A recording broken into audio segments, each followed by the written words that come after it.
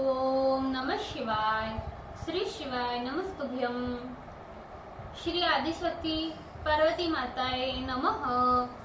श्री विघ्नेश्वराय नमः। श्री लक्ष्मी नारायणे नमः। श्री सरस्वती ब्रह्माय नमः। श्री सियारामे नमः। श्री रामदास हनुमाने नमः। श्री राधे श्यामे नमः। हे शिवजी, તમારી કૃપાથી હું આ શિવ પુરાણ વાંચી રહી છું અને મારી મમ્મી, બેન અને તમામ શ્રોતા શિવ પુરાણ સાંભળી રહ્યા છે। અમે બધા આ શિવ પુરાણનું જ્ઞાન પ્રાપ્ત કરી શકીએ એટલી શક્તિ પ્રદાન કરજો અને શિવ પુરાણનું તેજ સહી શકીએ એટલી ક્ષમતા પ્રદાન કરજો। હે વિઘ્નેશ્વર ગણપતિ બાપા, તમે શિવ પુરાણના વંચનમાં આવતા તમામ વિઘ્ન હરજો।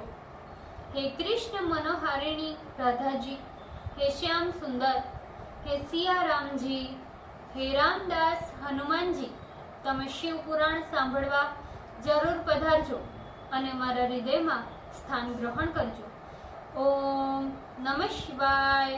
श्री शिवाय नमस्तुभ्यम।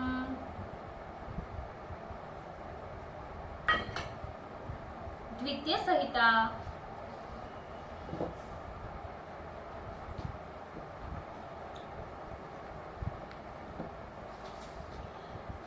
पार्वती खंड 3 प्रथम अध्याय पेज नंबर 460।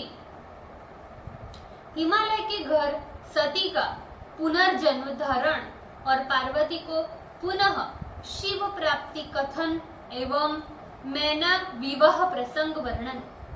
नारद जी बोले, हे ब्राह्मण, दक्ष की कन्या सती देवी अपने पिता के घर में शरीर त्याग कर किस प्रकार हिमालय की कन्या बनकर जगदम्बा बनी और किस प्रकार उग्र तप कर शिवजी को अपना पति बनाया, ये मैं आपसे पूछ रहा हूँ।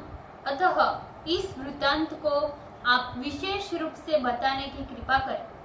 ब्रह्मा जी बोले, हे मुनि शार्दुल, तुम सर्वोत्तम, परम पावन एवं दिव्य, सर्व पापहारी एवं कल्याणकारी पार्वती जी का चरित्र सुनो।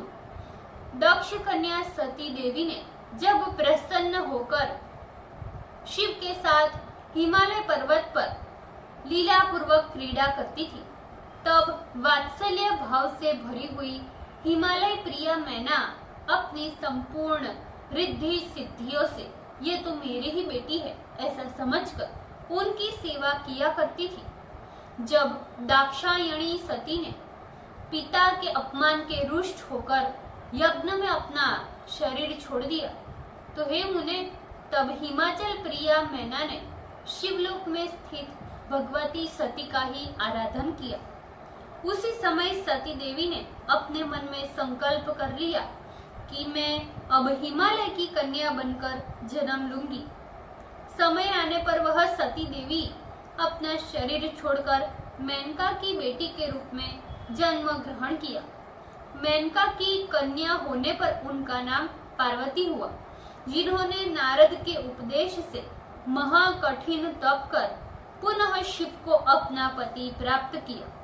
नारद जी बोले, हे ब्राह्मण, हे विधे, हे वक्ताओं में श्रेष्ठ, आप प्रथम मुझे मेनका की उत्पत्ति, उनका विवाह तथा चरित्र वर्णन कीजिए।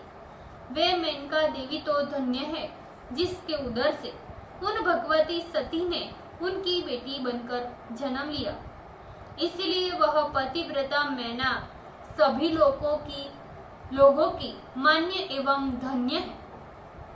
ब्रह्मा जी बोले, हे नारद, तुम पार्वती की माता मैना की उत्पत्ति, विवाह तथा भक्ति को बढ़ाने वाले उनके पावन चरित्र को सुनो। भारतवर्ष के उत्तर में सभी पर्वतों का राजा हिमवान है। हे मुनि श्रेष्ठ, वह हिमालय सबसे महान एवं सभी समृद्धियों से युक्त तथा महातेजस्वी था। उस हिमालय के जंगम एवं स्थिर भेद से दो रूप है। उसके सूक्ष्म रूप का वर्णन मैं संक्षेप में कहता हूँ। जो पृथ्वी का मानदंड होकर पूर्व तथा पश्चिम समुद्र को व्याप्त कर स्थित है। वह नाना प्रकार के रत्नों का आकर एवं अत्यंत रमणीय है। नाना प्रकार के वृक्षों से परिपूर्ण तथा अनेक प्रकार के शिखरों से विचित्र है। वहां पर सिंह, बाघ, चित्ते एवं पशु सुखपूर्वक निवास करते हैं। उस हिमालय के शिखरों पर सदैव बर्फ जमा रहता है। नाना प्रकार के आश्चर्यों से विचित्र है। वह देवता सिद्ध मुनिगणों के निवास की ही भूमि है तथा शिव जी का अत्यंत प्रिय है। वह महात्माओं का तप स्थान अत्यंत पवित्र तथा पावन करने वाला है। वहां पर तपस्या से सिद्धि प्राप्त होती है तथा वह सभी प्रकार के धातुओं की खान है। इस प्रकार के स्थूल उस हिमालय का दिव्य रूप सर्व शोभा संपन्न तथा परम रमणीय है। वे शैल राजों के भी राजा है। विष्णु के अंश तथा विकार रहित एवं सज्जन पुरुषों के परम प्रिय है।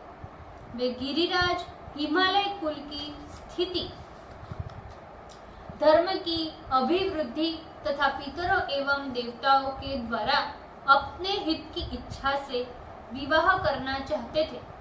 हे मुनीश्वर नारद, उस समय सभी देवगण अपने स्वार्थ का विचार कर दिव्य पितरों के पास जाकर प्रसन्नता से कहने लगे, हे दिव्य पितृगण, आप लोग प्रसन्नता से मेरी बात सुने। यदि आप लोग देवताओं का कार्य करना चाहते हैं तो अवश्य उसे करें। आप लोगों की मंगल रूपिणी जो मैना नाम की ज्येष्ठ कन्या है, उस सुव्रता का विवाह हिमालय नामक पर्वतराज से कर दीजिए। इससे सभी का लाभ होगा और प्रतिपद में देवताओं तथा आपका दुख भी नष्ट हो जाएगा। ब्रह्मा जी बोले, इस प्रकार देवताओं की बात सुनकर पितरों ने आपस में विचार विमर्श किया तथा कन्याओं के श्राप का स्मरण कर उन लोगों ने देवताओं की बात मान ली। उन लोगों ने मैना नाम की कन्या का विवाह विधि पूर्वक हिमालय के साथ कर दिया। उस मंगलदायी विवाह काल में महान उत्सव हुआ।